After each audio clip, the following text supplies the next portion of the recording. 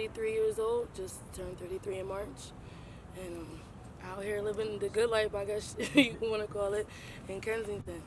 I'm a drug addict. I'm addicted to heroin. I've been addicted to heroin for about 7 years on and off.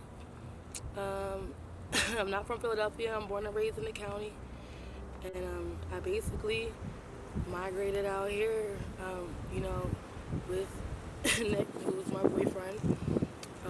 We've been together for about 3.5 years, working on 4, and we're, by each other's side the whole way.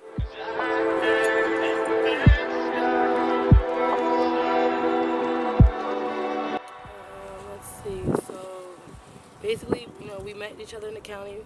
We were living out in the county, still using. We met each other using, and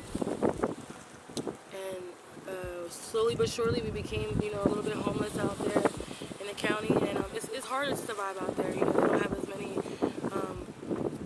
I guess, places or people that are willing to help, or places you can go to eat, or to take a shower and things like that. So we basically figured, moving to the city will be easier for us. If we are homeless, it'll be easy for us to be out here rather than out there. And to keep it real, the drugs is cheaper out here too. They're better, they're easier to get to, such as works are free out here. You can get them every single day, as many as you need. In the county, you got to go to the Rite Aids or the Walgreens, and you got to pay for those out of pocket. They're not free.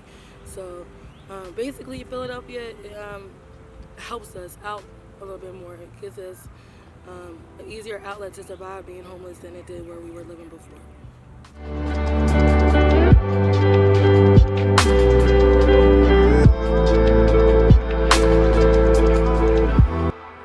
It was good. I was raised by a single mom.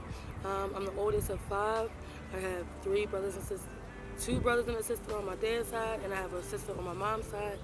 Now, I was raised with a sister on my mom's side. I just recently met my siblings on my dad's side about a couple years ago, maybe 4 years ago, because my father is born and raised in Jamaica. He still lives in Jamaica to this day, but all of his blood kids are living out here. So, but besides that, it was good. I had everything I wanted. Me and my sister traveled the world. We've been to a lot of places. I had passports. My mom loves to travel, so we were constantly on the airplane, moving, boats, whatever.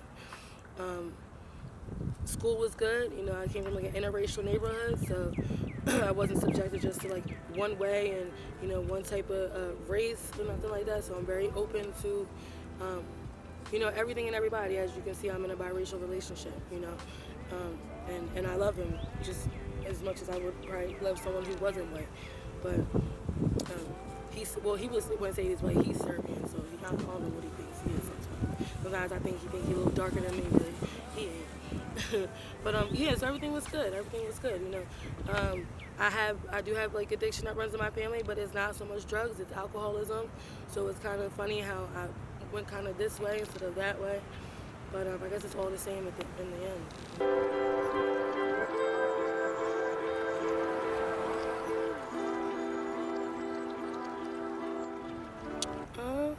Let's see. Well, of course, I started I guess everyone else, with the weed, smoking weed when I was a teenager, in middle school or high school.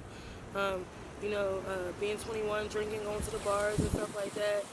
Now I just started with taking Percocets at first, and I didn't like them either. Just like he had said, it made him sick. It used to make me throw up and stuff like that.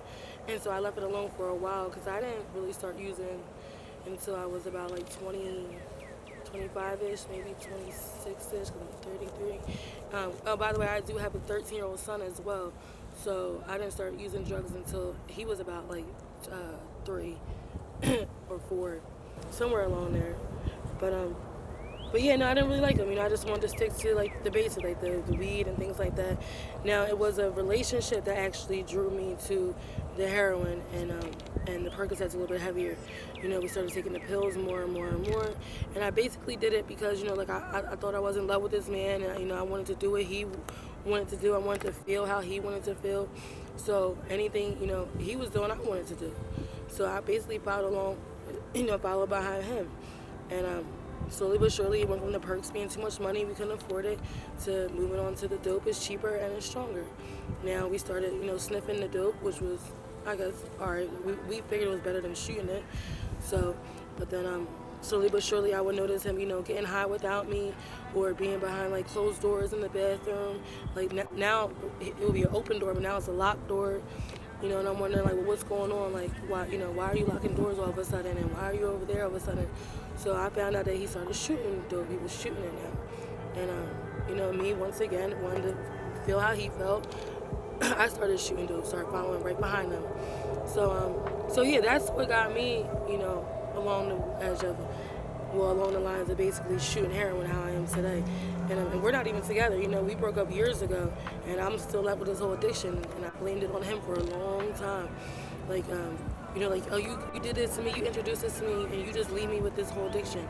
Now I'm a whole, heroin addict because of you, but I had to realize, like, it's not his fault. Like, I'm grown, we were both adults, and I could stop at any time. When we broke up, I could have left it alone. I could have went to rehab and said, I'm done, we're not together. I'm done getting high. But years later, I'm still, getting high. I guess I ended up loving the drug too, or I think I loved the drug. But yeah, so that's basically how that happened.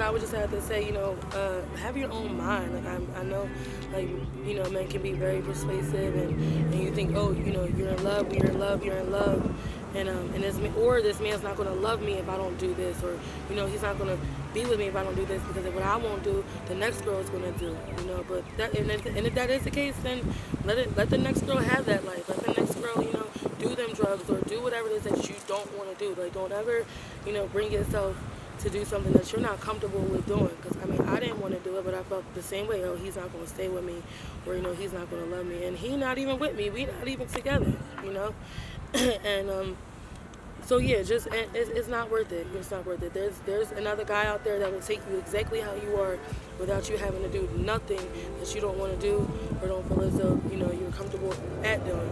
So just remember that, and be strong-minded. And love yourself first. You can't love no man unless you love yourself. And and don't settle. That's another thing I have to say. And as for like having a message, I guess I was just to tell the people out there, like, don't be so like one-track minded, and don't have so many stereotypes. There's a lot of people that walk past me every day and would never think that I got high, would never think that I'm homeless, would never think that I'm struggling out here, or that I put needles in my arms and things like that. Or that I've been in like rape situations and all kinds of things. They won't even think twice. And then when I tell them, they're like, "What? Like you? No way." And it's like, yes, I'm all that. I've been through all that. I'm homeless. I sleep on the tracks, in a tent with my boyfriend. So open your mind up to a lot of things. Just don't think that the stereotype person that you think is the addict, or you think is the homeless person. You're wrong. And they need help too. I need help too. I may not look like I need it, but I need just as much help as the person that does look homeless or does look like a drug addict. So just open your mind up a little bit.